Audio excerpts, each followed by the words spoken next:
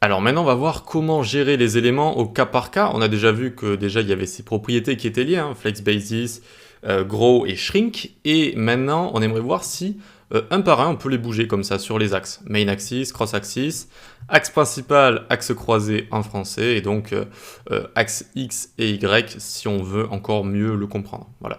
Donc ici, qu'est-ce qu'on va faire? Eh bien, on va faire une width avec une valeur absolue, par exemple 800. J'espère que ça va passer. 800, parfait, super.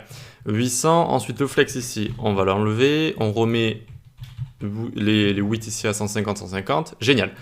Donc par exemple, notre premier item ici, on voudrait qu'il soit en bas. Ils sont en bas comme ça, sur l'axe croisé, sur l'axe Y. Comment on fait? Eh bien, donc c'est le premier ici, on vient faire align self, tout simplement. Self, c'est soi-même, et donc on va l'aligner où ça? Flex end par exemple. Flex end, et hop, il va atterrir ici en bas. Ok, super. Flex end, de base, flex start, pour qu'ils soient en haut, et on a également center.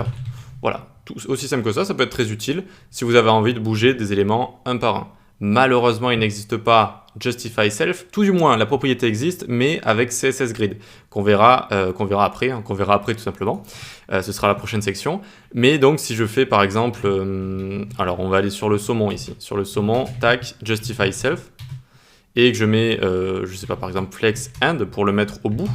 Là, on pourrait penser que ça mette notre saumon, ici notre carré saumon tout au fond, mais non, ça ne fait rien, ça ne fonctionne pas ici. Ça fonctionne seulement dans des cas précis et pas avec Flexbox. C'est ça qu'il faut retenir, ça ne fonctionne pas avec Flexbox. Voilà. Donc, très bien pour ça, on a Align Self, mais alors comment on pourrait faire pour bouger les carrés de gauche à droite sur l'axe principal? Est-ce qu'il y a au final une technique pour ça? Eh bien oui, il y a une technique quand même, heureusement. Heureusement, il y a une technique. Par exemple ici, mon carré saumon, j'ai envie de le mettre au fond. Comment je fais? Eh bien, je lui mets margin left auto. Margin left auto, et hop, ça va créer une marge automatique à gauche ici et pousser l'élément au bout comme ça, tout simplement.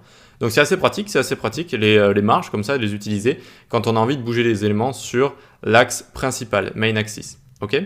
J'espère que vraiment c'est pas trop compliqué ces histoires d'axes comme ça, mais ce qu'il faut juste comprendre, c'est qu'on a un axe principal avec tout ce qui est Justify, notamment Justify Content, c'est lié à l'axe principal. Et si on retourne l'axe principal en Flex Direction Column, eh bien Justify Content est toujours lié à l'axe principal, sauf que au lieu que ce soit l'axe X, vu qu'on l'aura retourné, ce sera de haut en bas et ce sera devenu l'axe Y, pour mieux le comprendre si vous voulez. Mais vu que c'est toujours fidèle au main axis, eh bien ça le fait de haut en bas. Voilà, ça c'était juste un petit résumé de, vous savez, quand on change la direction. Et on peut retourner ici.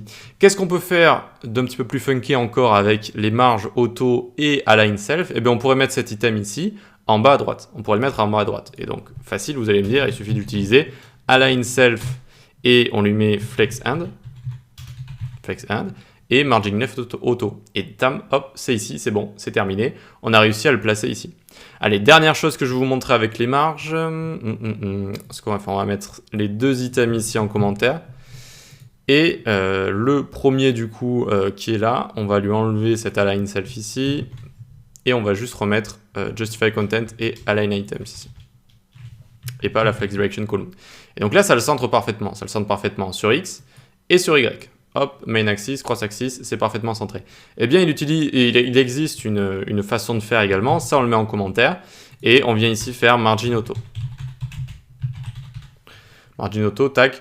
Alors, j'aime pas trop l'utiliser parce que on sort un petit peu du cadre de Flexbox en utilisant ça, même si c'est correct en fait. Ça va mettre la même marge à gauche et à droite, en haut et en bas. Et donc, sur notre élément flexible ici, ça va fonctionner. Notez bien que si on n'est pas avec Flexbox, ça ne fonctionne pas. Ça ne fonctionne pas ce genre de choses. C'est que quand on a Flexbox qu'on peut créer les mêmes marges en haut, en bas, à gauche, à droite. Et donc si on inspecte tout ça, vous voyez ce que ça fait, ça met de l'orange partout autour.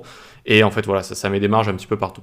Bon, moi je préfère utiliser Justify Content Align Items, je sais un petit peu mieux ce qui se passe que de lâcher des margins auto comme ça sur les éléments. Et puis ça fonctionne bien quand on a un seul élément, mais quand on commence à en avoir plusieurs, c'est vraiment mieux d'utiliser encore une fois Justify Content et Align Items. Voilà. Mais avec les marges, on peut faire toutes sortes de choses et notamment placer des éléments sur l'axe principal avec les margins auto. Et voilà. Allez, on passe à la suite.